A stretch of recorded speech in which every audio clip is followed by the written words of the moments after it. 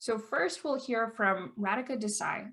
Radhika is a professor at the Department of Political Studies and the director of Geopolitical Economy Research Group at the University of Manitoba in Winnipeg, Canada. She's the author of many books, including Geopolitical Economy, After U.S. Hegemony, Globalization, and Empire, and editor and co-editor of many publications and books as well. Radhika's speech is titled History and Capital and History, and focuses on the centrality of contradiction in Marx's analysis of capital and how it's ignored by Marxist economists who have been trying to fit Marx into the anti-theatrical, methodological, and theoretical assumptions of neoclassical economics. So please welcome Radhika. Thank you so much, Patricia. It's really a great privilege to be here, and that was a really great introduction, and it leads right into what I have to say. So let me begin by saying that we live in a time of a military conflict that today appears to break into another Third World War. And it may seem to you as though capital, which is often regarded as a work about the capitalist economy, has nothing to say about it. But I would say that capital is about a society organized on a capitalist basis, and it has a great deal to say about it. It's about capitalist society. So my remarks are, as I say, I want to emphasize how central history is to capital. And I want to emphasize how contradiction is the motor of history, according to Marx, motor of capitalist history. And finally, I want to emphasize that this is being prevented from, we are being prevented from seeing this because of so much of what passes for Marxist economics. So let me start. Marx was the best hated and most calumniated man of his time, said Engels at his graveside. This was because Marx had discovered two things that struck at the heart of capitalism. As the latest form of oppressive social organization, it was neither natural nor eternal. It rested on entirely unnatural historical processes, forcibly or fraudulently separating the mass of humanity from its natural access to the means of production, leaving it dependent for employment by the appropriators of these means. Such a contradictory and antagonistic social order had to end. The question was only whether when it ended, it would take humanity with it. And that would depend on the choices humanity made. Secondly, Marx discovered the special laws of capitalism.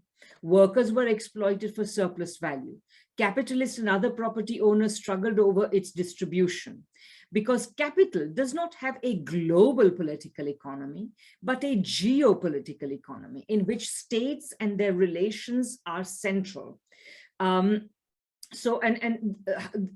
this also determines how contradictions become manifest in international competition and in imperialism, a reality whose workings we are seeing particularly up close and personal these days. The first volume of Capital is an exposition of the second discovery, and it rests on the first. Therefore, it is historical in two senses. In it, capitalism is historically specific, with a particular place in the past and future of humanity. And the contradictory dynamics of the struggles between and within classes and nations, these contradictions propel its turbulent and crisis-ridden history forward. And it shows that capitalism is made and can be unmade by social choices.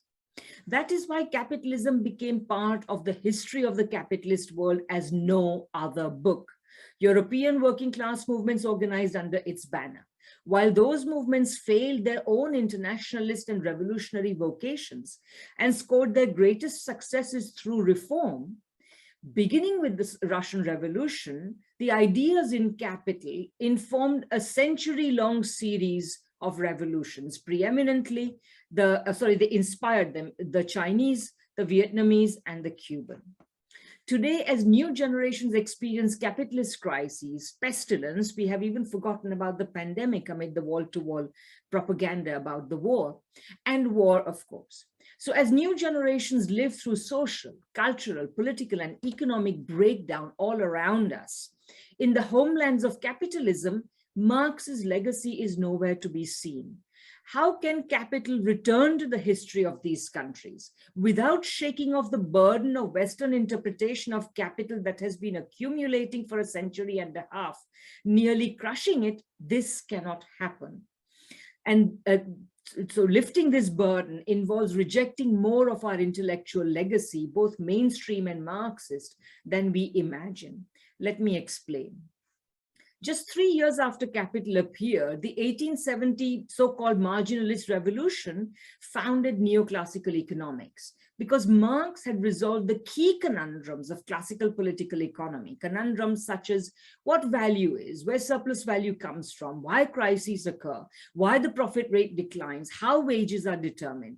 He resolved all these conundrums in the only way possible, by exposing capitalism's exploitative, crisis-ridden, and internationally aggressive character. As working classes became increasingly assertive, classical political economy, which Marx turned into a major weapon of critique, could no longer legitimize capitalism.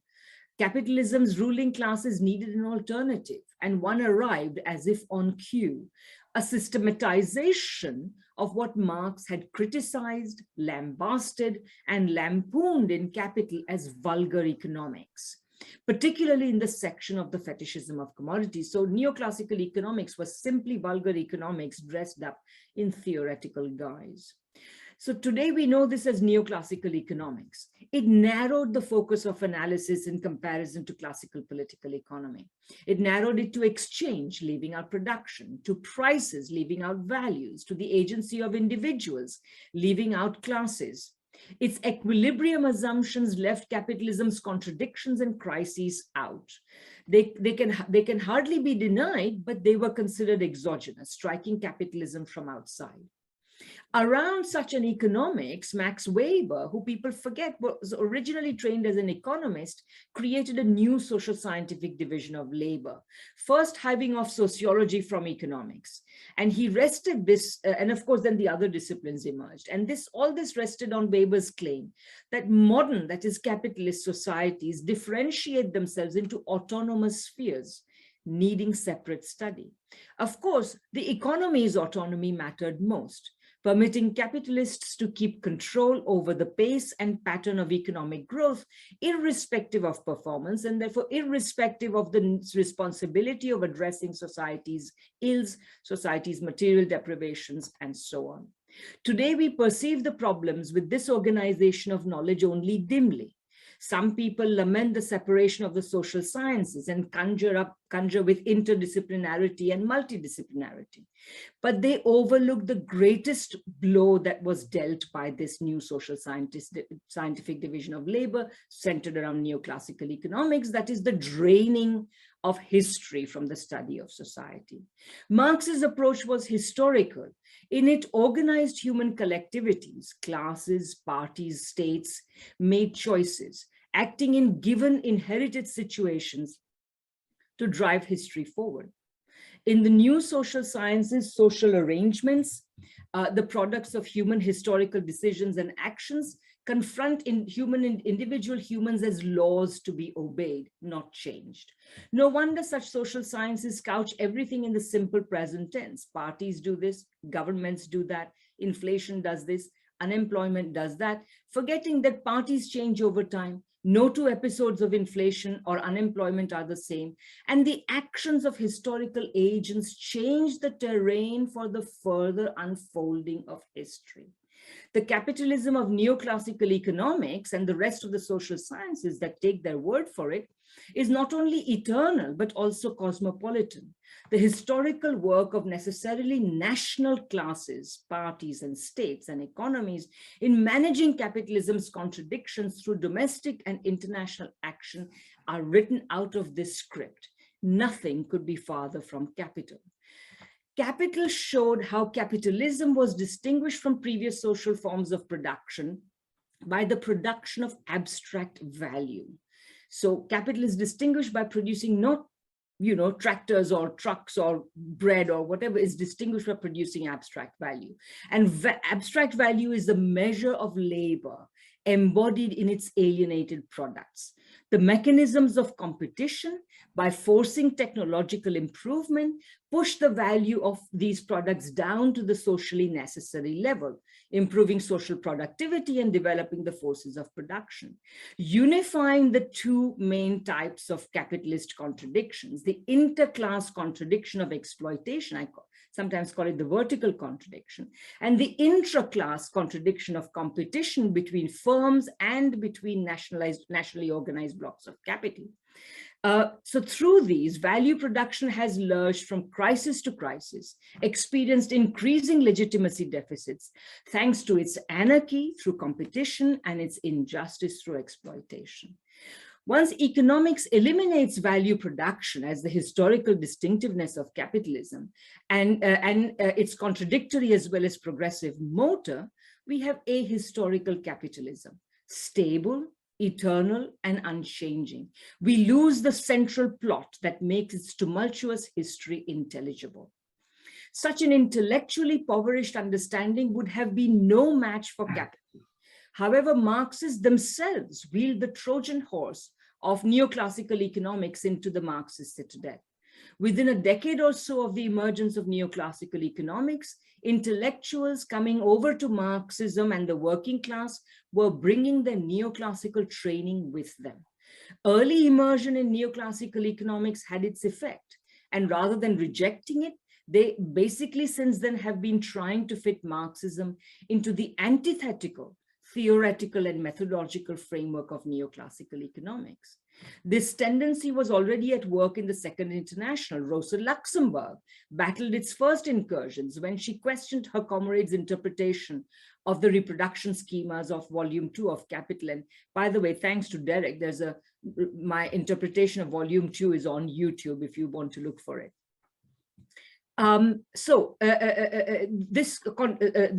These problems also lay behind the Second International's Marxism becoming positivist. Today, this tendency has grown into a positively anti-Marxist Marxist economics, making absurd claims such as that capital suffers from a transformation problem. I have shown that it was Ricardo's problem, not Marx's, so this transformation problem that it cannot translate prices into values. This is Ricardo's problem. They also make claims such as that capitalism does not suffer from deficits of consumption demand. Apparently, we are told Marx never said so. I have also refuted this in minute detail. And that the rate of profit does not fall, that Marx does not have that Marx has a commodity theory of money. All of these are fundamental misunderstandings of Marx, which you would not carry with you if you just read Volume 1. This list could go on. The rest of the Marxist social sciences, Marxist sociology, Marxist political science, etc., warn against economic determinism. However, they don't realize that it is only possible after economics is separated out from the rest of the social spheres. It is not separated out like that in capital. Today, these trends offer us the stunning spectacle of rockstar Marxist scholars who have taught capital for decades, telling us that there is no history in capital, but there is only history in capital. There is history in capital, and that is why capital has been part of history. Thank you very much. I'm Michael Hudson. I'm appearing here for the International Manifesto Group. If you like this video and ones like it, please subscribe. For more information, go to the address on the screen.